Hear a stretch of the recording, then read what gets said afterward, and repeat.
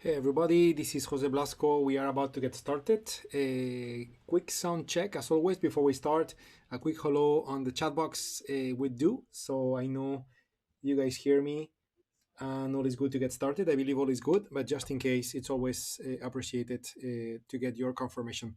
I also see a few questions already on the chat box. Mark, Joe, we're going to talk about this right now, okay? Just 1 second, let's get started properly. So if you hear me, please give me some confirmation. Again, this would be appreciated.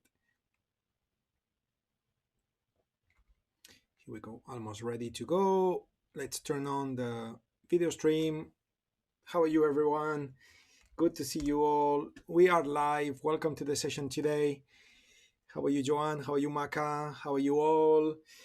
March 18, 2021, options with options. We met yesterday to talk about options trading, right? And we actually executed one trade with AFL.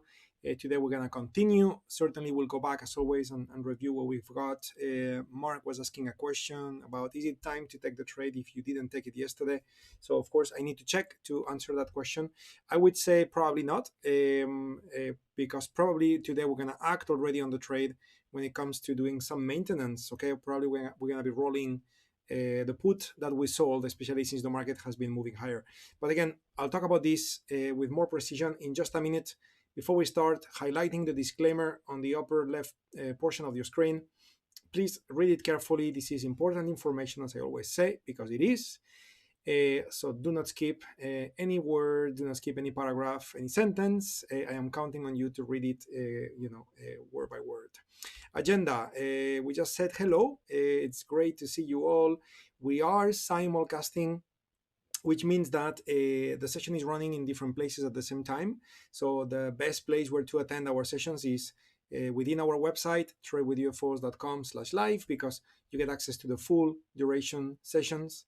But also for the ones of you that are, let's say, less committed to trading, I mean, I'm still counting on you to be serious because this is a serious matter, and I'm sure you are. But for the ones of you that are maybe looking at this as part-time, or just developing a little hobby, but you're not that committed yet, you can certainly follow us and attend the sessions in our YouTube channel or Facebook pages and so on. Just know that the sessions are normally of a shorter duration. With options, to be honest, it's difficult to make them a shorter duration, and especially in this initial stage where I am exposing you all to new strategies. And of course, I want to help everyone. So, there have been many days where the sessions have been same duration in our channel and in the YouTube channel. But this will change, okay? And it really depends on how quick we go through the content, which basically depends on the market. What else? Structure for the session. So we'll look at the markets, we'll look at prior trades, we'll make the comments, and we'll give the instructions that have to do with whatever trade management action needs to be put in place. And then probably the most appreciated and most fun part of the session is when we look at new trading opportunities and we just get them executed in the account. Okay, so we'll do that, and that's the plan. Okay, so just closing the introduction slide and then jumping into our beautiful charts to begin our session. So what's going on today? Well, today we have the market. This is the S&P ETF dropping 0.45%. Again, red UFO showing up after making all times high. Intense selling kicking in. This is right there. We are not so surprised. If you recall my comments from the prior day, we were yesterday and today too in an unconfirmed climate. So really expecting the market to continue moving up without any pause or retracement, it would be just probably a bit too much as an expectation. So now, does it mean the market is going to fall? Well, we don't know yet. We will see that when the climate confirms as a red color dot or a blue color dot with a thicker size. Right now it's thin, and therefore it means that really we don't have a clear indication of a statistical advantage either to be a buyer or to be a seller. Okay, so again, that for stock traders, it's certainly a bad thing because then you would not know what to do, buy or sell. Probably you would pass. But for options traders, it is not necessarily a bad thing because options give you options, isn't it? So we've been executing in recent times Iron Condors and calendars, okay, and more strategies that I will bring in. But again, I think it's a good way to start understanding some of the things that we're gonna do when we get in the world of double diagonals and things like that. I mean, it would be good that you have a good understanding of the calendars, for example, before we do any of that. Okay. Anyway, so this is the S&P. When looking at the prices of the options, we should expect a little bit of a spice kicking in today, given the fact that the market is falling a bit. So we get to see volatility up 4.21%, which that is definitely helping the calendar that we executed yesterday for sure. I mean, if I look at where is it? Here we go. We can see our AFL calendar showing here with $5 of profit. I'm not saying that's a fortune, but definitely the fact that implied volatility went up, that is something helping our calendar, okay? As well as the Philip Morris calendar as well. You can see is up by $28, okay? And that one has been a bit longer, so greater exposure to implied volatility and greater amount of time decay accumulated. All of this is helping those trades. We're going to review that in a minute, one at a time, and I'll give you instructions when it comes to what to do, okay? Good. So that's where we're at, okay? So as always, I've been running my scanners, and I am ready to start executing the trades. But first, let's review what we've got. So we have Facebook, okay? Facebook, we have two trades with Facebook. Let me shrink my chart a little bit so everything fits on the screen. So first trade, again, you may know this by heart already because we've been reviewing this trade since February 4. But again, some of you are newer to the sessions, so this may be new to you. But basically, the trade we initiated on February 4 concludes tomorrow, which is March 19. Okay, so notice that we are in the purple area. This is where the current price of Facebook is. As long as we are in the purple area, this trade will be profitable. And if we were to look at probabilities, I'm just going to be looking at OptionStation Pro. So we can go ahead and do a measurement of probability. How are you, Ahmed? Good to see you as well. Yeah. So Mark, you tried to take it yesterday, and so what happened? Maybe you were bidding a specific price and you never got filled, or is it that you placed the order later in the day and the price had moved already, or something like that? Would you mind to elaborate on that? I would like to know, what happened there. So I do remember Maca getting filled. I believe Maca, you got filled at 135, isn't it? So I'm wondering, Mark, what happened in your end? And again, it's absolutely fine if you didn't take the trade, but just wondering what happened in case I can give you some direction for a future case. Okay, so you never got filled at 135, got you, and you never tried to get 140, 138. You never tried it, right? That's what happened, Mark. Again, fair enough. Okay, it's a good thing, to go ahead and place an order and stick with the plan instead of chasing price. Even though with options trading, going for the midpoint, it's always tricky. So I personally I'm always ready to move my price a little bit within the spread to not to miss the fill. Okay, got you, Mark. Okay, not a big deal. So anyway, so when looking at March 19, when I select the March 19 expiration, this is going to tell me what is my one standard deviation above and below for Facebook, which is basically 290 to 275. So if I go back to the chart and I look at where is 290, so it's more or less here, and 275, so it's more or less here. Okay, so within the magenta lines, that's where Facebook is likely to end up between today and tomorrow. And definitely this looks like it's gonna be definitely inside the purple area, and therefore this trade looks very, very, very likely to end up with a full profit. Okay, again, we'll see that tomorrow. Sometimes the markets go crazy, and I mean we could go above the purple lines, but again, it would be quite rare, isn't it? Plus, we got UFOs to defend ourselves above and below. So looking very good if you are in the February 4 trade. If you are in the one that we executed in March 10, which expires in April 16, okay? If you are in this one, just to update you in the same way, so that one, I'm just gonna check April 16 and uncheck March 19, and that one has a price range to be expected to be 310 to 257. So 310 right there, something like that, to 257. As you can see, okay, 310 to 257. As you can see, we have risk on the upper part of this particular iron condor, as you can see. Okay, so we have risk there. Okay, again, we also have UFOs to defend ourselves, which are likely going to bring the price down. So it's not like we need to panic, okay, or anything like that. Okay, and I won't do it today because, again, this trade with Facebook is a bit too confusing because we're running two trades at the same time and I don't want to confuse. But we will be talking about what to do when our statistical range breaks out of our UFO range. Okay, because again, it's all about the UFOs, but statistics also have a weight. Okay, so in a perfect world, you want to see the price, the expected prices to remain within the range, because if the expected prices are showing that price may go beyond the UFOs, then you may be dealing with a less probable iron condor. Okay, so some adjustments could take place. I mean, just to give you a few hints for the ones of you a bit more advanced, and we'll talk about this properly. If you look at the Facebook, okay, because the Facebook has been going higher. So what's happening to the put side?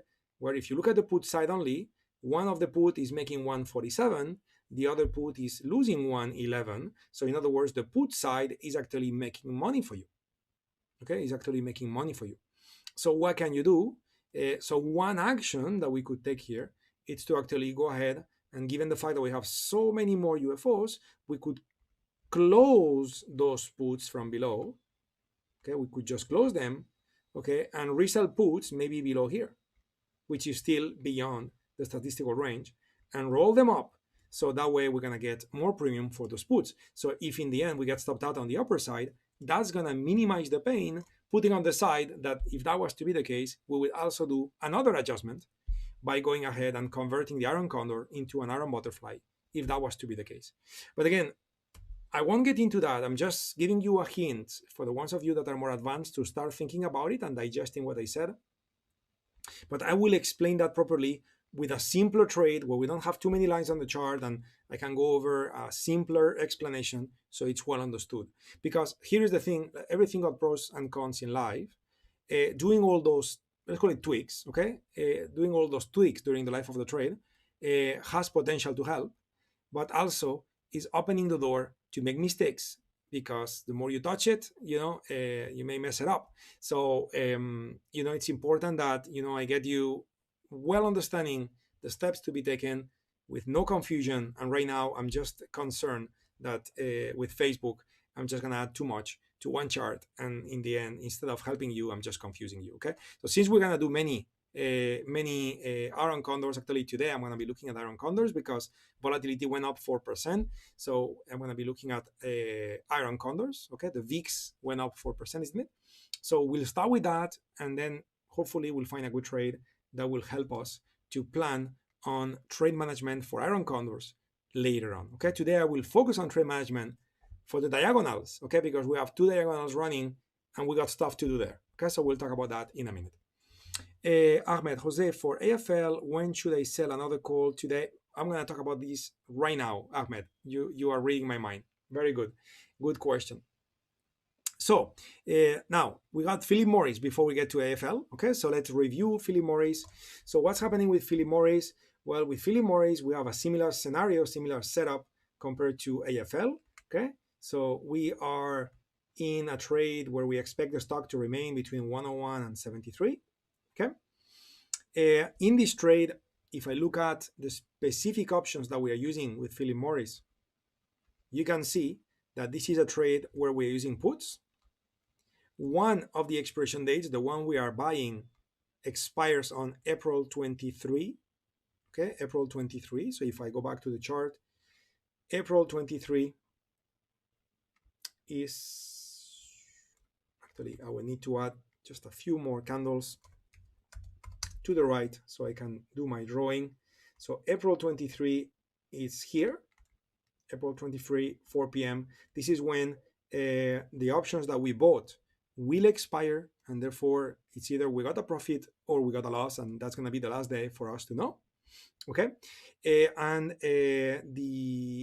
other put that we have in this trade, which is also the 87 put, because a calendar means that you use the same strikes. Okay, now you use two different expiration dates. So the one we bought, it's April 23.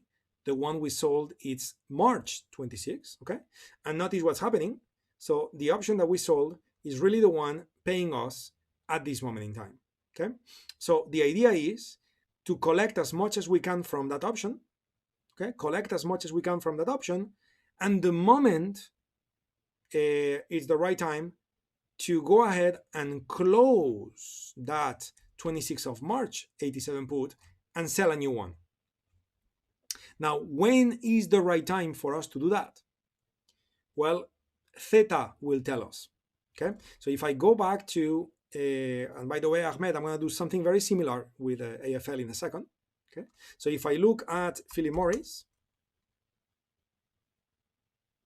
okay, and I look at the options chain, and I look at March 26 expiration, which is the one we have, and we are using the 87 put, isn't it? 87 put that expires in March 26. So if I look at March 26, 87 put, we can see the value of theta is $9. Okay, so as time passes, we are making $9 a day just because time passes. Okay, now if I was to look at the next expiration date, which is April 1st, the 87 put pays me $7. Okay, so 9 against 7, you tell me what's best. Well, obviously 9 is better. Okay, so what are we gonna do with Philip Morris? Nothing for now.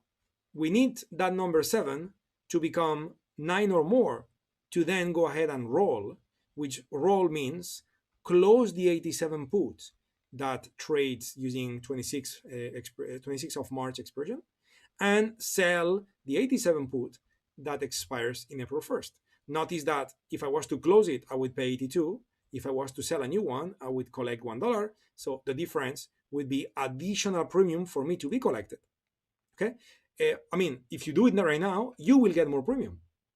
But while you get more premium, you don't enjoy the same speed of time decay, and therefore it is worth it, it is better, it is more efficient to not to roll yet, okay, and allow those $82 to become less and less and less, because those $82 are losing value at a faster rate compared to that $1 value. I mean, definitely $1 is more than 82 cents, but the speed at which you keep locking in those profits is more still with March 26.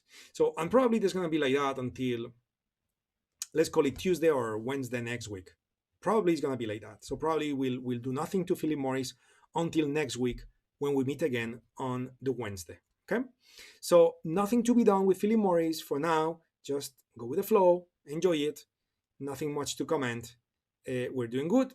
A little bit of profitability is being accumulated. This trade is currently making $20. I'm not saying it's amazing, but it's doing its thing. So let's allow the trade to keep doing its thing. Okay. Now, what about AFL? And here we may need to act. Okay, here we may need to act. So what's happening to AFL? Well, with AFL, price is still within the range. And again, you probably remember that we had UFOs above yesterday, isn't it? We don't have them here now at the moment because, for me to see them, I will need to load more data on the chart, okay? But they are there. You probably remember from yesterday, if you were in the session yesterday, and what matters really is the 56.51 line, which is where the furthest UFO was located at, okay? So we have that there. So we're just gonna leave it the way it is for now, okay? So now, when looking at AFL, what do we see? So we look at AFL, we can see that we are using the 52 puts. One is expiring on April 30. That's the one we bought. The other one is expiring tomorrow, March 19. That's the one we sold. We sold it and collected 70 cents. And the current price at which it's being traded is 15 cents. So this trade is currently making $55. So if you were to roll it now, you would just lock in $55, meaning that you just made your calendar $55 cheaper no matter what. So you just lower the risk of the trade. I believe yesterday we said the risk of the trade was like $140, something like that. So then your risk will now be cut down to be 90 because you just locked in $50, $55. Okay. Again, I'm going to look at this properly. But the question was, okay, from Ahmed and following up with Philip Morris, the question was, when is the right time to roll it? And the answer was, it depends on theta. So let's go ahead and take a look at AFL. And let's find out what's going on. So with AFL, we are looking at March 19, and we are using the 52 put strike. Okay, so 52 put has a theta value of 10 cents. That's the value of theta. Okay, if we look at March 26, the 52 put has a value of 5 cents. Okay, so based on this,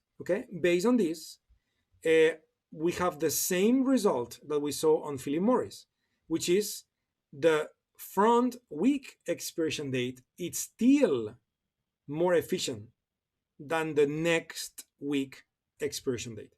So based on this, okay, I would say we don't touch it. But we are going to touch it. And here is why. And this is when options analytics and the real world of options trading varies a little bit. Especially when using a platform like TradeStation, which is, probably you know that I made this comment millions of times. I love TradeStation personally. But at the same time, and that's why I will bring in more options analytics as we go. When I look at the pricing model I'm using, TradeStation is giving you two choices, Black-Scholes and this very difficult name to pronounce, Bergson and Stensland. Hopefully I did a good job. So what's the difference between those two?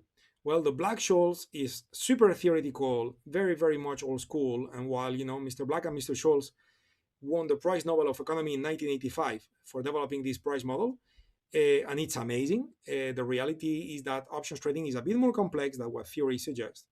And probably Gersond and Stensland, it's more accurate. But still, it's not as accurate as other pricing models, such as a pricing model known as binomial, which is not available in TradeStation. For example, on Thinkorswim, if you were to look at, here I got Oracle, here you got a model, and here notice how in Thinkorswim we do have a pricing model called binomial. So, we can look at this and, that would probably be more accurate, okay? But even with the binomial, okay, which is better than the other two, okay, especially if you're looking at earnings and some price distortions given, unique events, for example, earnings. So the binomial does a better job, but still, okay, there is something that no matter which pricing model you are using, there is something that, we call fake Greeks, which is when the expiration date is getting too close. And when is it that the expiration date is getting too close? 2 days prior to expiration. And 2 days is when? It's today. In other words, think about it. Look at this. Let's do the math. We got 2 days to expiration. If the theta value is 10 cents, and it means that you're going to collect $10 a day, right? So, and we got 2 days to expiration, $10 times 2 means $20. But what's the price of the option? The midpoint is actually 10. So it's no way you're going to have a theta of 10 given the fact that you still got 2 days to expiration. That's what I meant by fake grace, okay? So you got this distortion which again, and theta is a very intelligent calculation. It also takes into consideration things like delta, meaning that this option may or may not be in the money on expiration. So again, it may still have value or may not have value. So it may fully decay or may not decay. Again, there are multiple factors to have into consideration, but at the same time, I do appreciate being very pragmatic in what I do, and definitely in trading. And if you do a simple calculation, $10 times 2, that's $20. It's no way you can accumulate $20 of time decay if the maximum this option is paying right now is anywhere between 5 cents to 15 cents. So you guys hopefully got my point. So when I see that, even though 5 is less than 10, and therefore you would think that we are in the same situation as Philip Morris, then I'm going to say, no, we are not in the same situation. We are now dealing with fake Greeks because expiration is too close, and therefore I'm just going to go ahead and totally ignore theta and go ahead and assume I'm going to roll now. It's time to roll. Okay? So my friends, we're going to roll. I'm just going to do it so you're going to see how we execute that roll. If you have any question, if I got you confused, because this is a new term, a new concept, please let me know. I am happy to repeat. I am happy to rephrase. I'm happy to review anything. I'm fine, but just make sure you phrase it if you need me to repeat anything, because I think that I would say I went in depth enough, but I do understand and definitely see that this could be confusing because it's the first time we are talking about it too. Okay, so we're gonna roll. Okay, we're gonna roll, and the way in which we're gonna roll is by buying the front week back and selling the next week. Okay, so now this could be 2 trades, or this could be executed in 1 instruction. It's still gonna be 2 trades, and you're gonna have to pay 2 commissions. But I'm gonna do it with 1 instruction by right-clicking on the put I want to get rid of. Okay, and select create a rolling order. Okay, now when I create a rolling order, platforms like Thinkorswim are quite intelligent, so they understand I'm trading a calendar, and therefore they understand I want to stay with a calendar.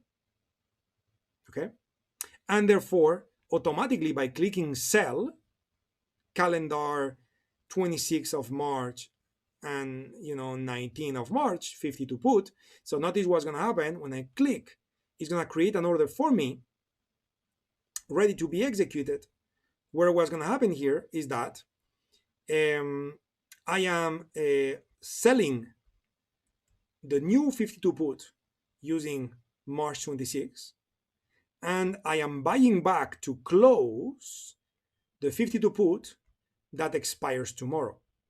Okay, that 52 put that I sold, okay, at what was the price again? That 52 put that I sold at 70, I'm gonna buy it back, okay, at around 15, okay, and I'm gonna sell a new put for whatever price is being traded at the moment. Okay, so the net credit that I will collect is 40 cents. That's the net credit that I will collect by doing that. Okay, so I'm just gonna do it. Okay, again, there is a spread. Okay, the spread goes from 30 to 40, which is the midpoint. So I'm gonna start with the midpoint. I may have to drop it a bit, maybe 35 to get filled. I mean, I'm just gonna try with the midpoint, and again, with a simulated account, it's always easier to get filled on the midpoint.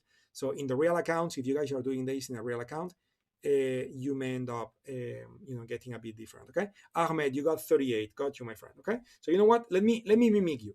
I'm just gonna mimic you. Edit. I'm just gonna make this to be 38. Confirm and send. Send. And I should be getting filled at any moment in time. So the order is there waiting. Okay, notice that we got a buy order to close the 52 put that expires in March, and red color, we got a sell order to get filled using the 26th of March, same 52 put. Okay, so looking to close it at 15, looking to sell 55.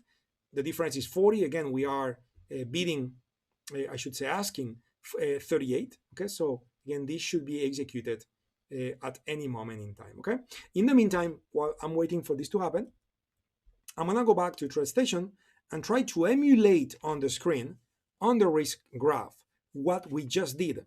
So you guys understand the beauty and the power of this adaptation, okay? So yesterday when we did the trade cost us, at least on my screen, 140, okay? Micah got 135.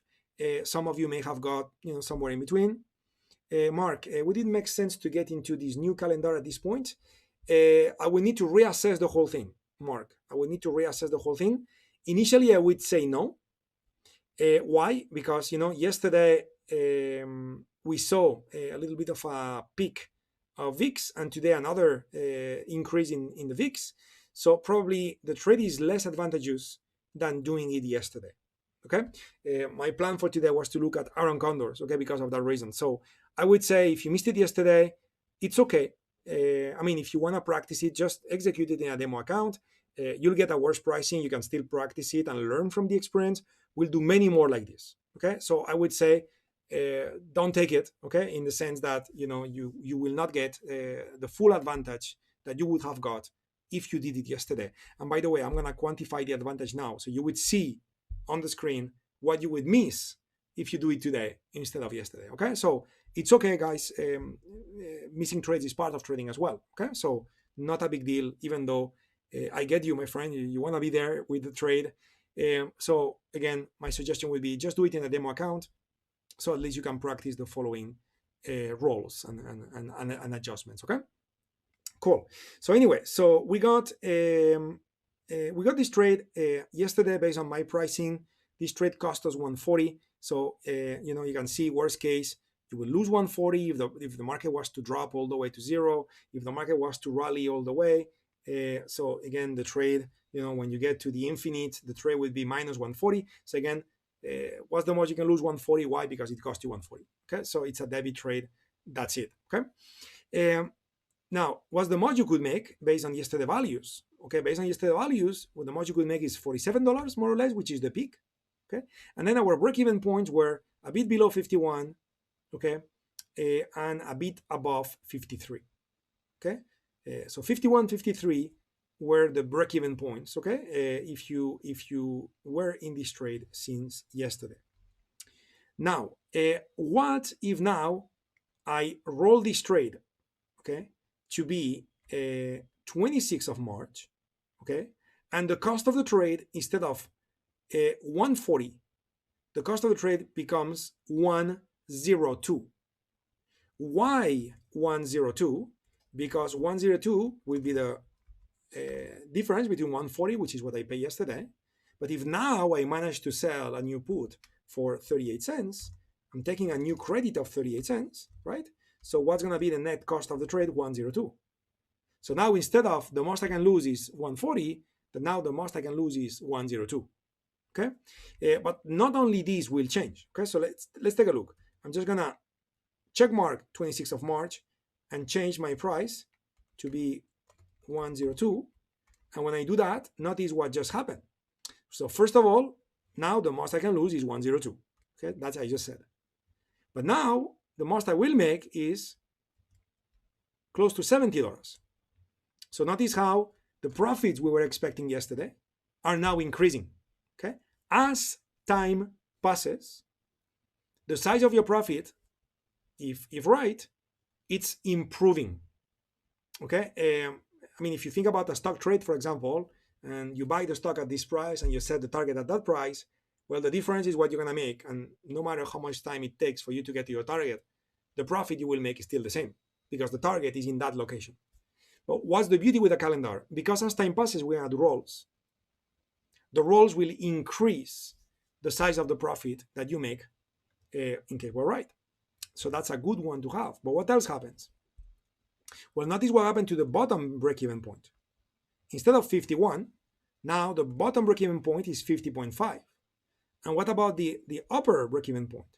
It was 53, a little above 53. Now it's almost 54.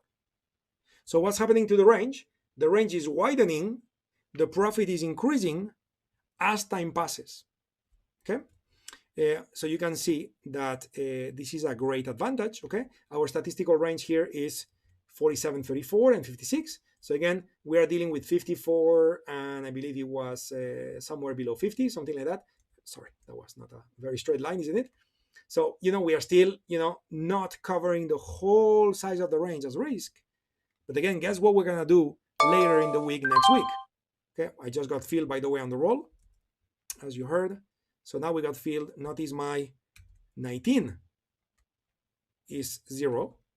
Okay, and now I got a new -1, which is the 26th of March. So I did roll the trade. Of course, now when I look at the P&L, it will show us -52.